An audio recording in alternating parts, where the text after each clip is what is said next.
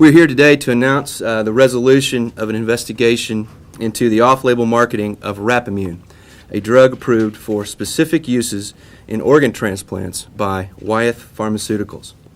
The Food and Drug Administration approves drugs for certain uses after lengthy clinical trials.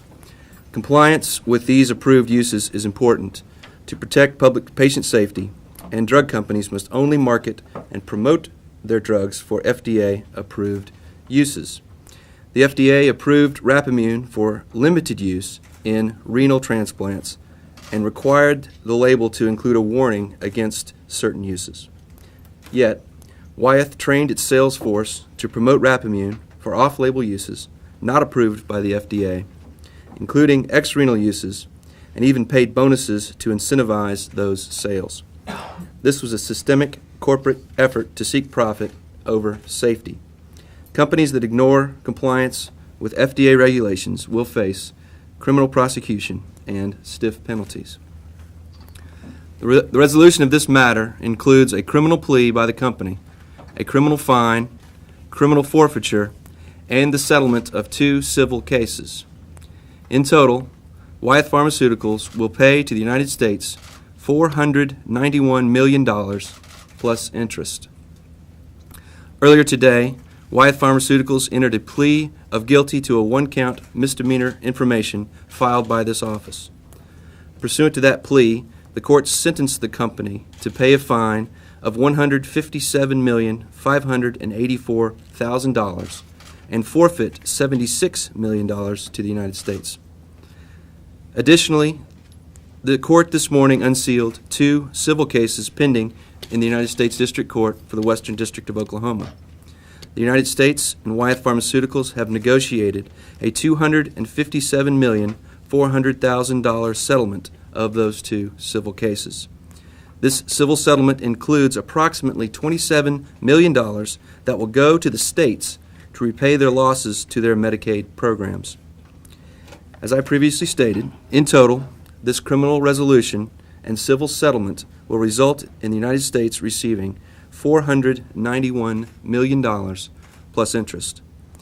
Also, as I said, each state, including Oklahoma, will share in this resolution. The total recovery for the Oklahoma State Medicaid program will be over $700,000. As background, in 1999, the FDA approved the marketing of the immunosuppressive or anti-rejection drug Rapamune for kidney transplant patients immediately following transplant and in conjunction with only 2 other immunosuppressive drugs, cyclosporine and corticosteroids. The FDA did not approve Rapamune for the following: 1, for use in ex-renal or non-kidney transplants; 2, for use after trying another immunosuppressive, which we have called conversion; or 3, in combination with any other immunosuppressives. The FDA later added boxed warnings to the Rapamune label, warning against the use of Rapamune for ex-renal transplants. Under the law, a pharmaceutical company may only promote a drug for a use approved by the FDA. If a company promotes a drug for a use not approved by the FDA, this is off-label marketing. Actions like these are called misbranding, as you can see in the criminal information filed this morning.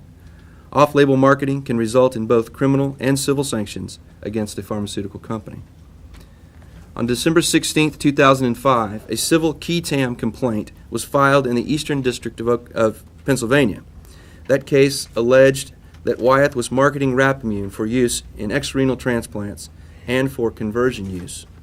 The case later added allegations regarding promotion for the improper combination use of Rapamune.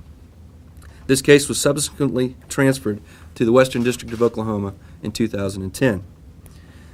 On January 16, 2007, another civil qui tam complaint was filed, this time in the Western District of Oklahoma.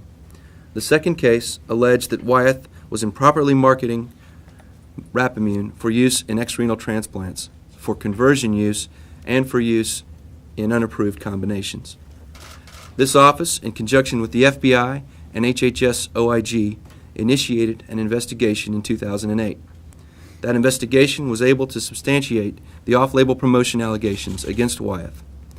Given that the transplant field has a unique and relatively small population of doctors and patients, HHS OIG's Office of Audit Services collected and reviewed every federal claim related to Rapamune.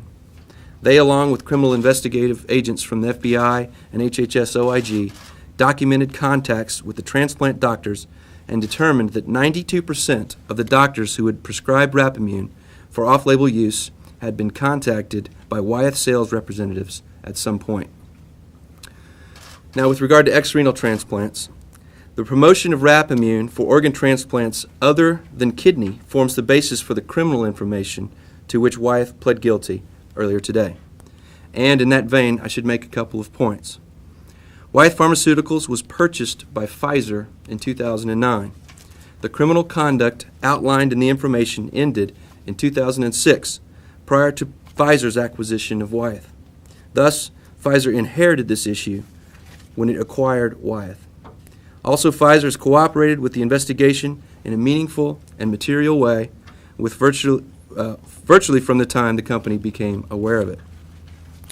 But to briefly describe the criminal conduct, Wyeth marketed Rapamune for use in patients who had received liver, heart, and other non-renal transplants.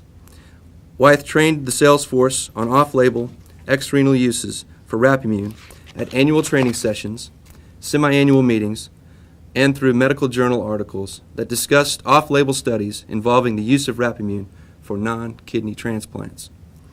There are significant safety concerns in the proper use of immunosuppressant drugs, and with off-label use of these drugs comes significant risk. Even though the company was aware of boxed warnings issued by 2003 with regard to use in liver and lung transplants, Wyeth continued to use sales targets that could only be reached through off-label promotion and encourage its sales representatives to target all transplant populations.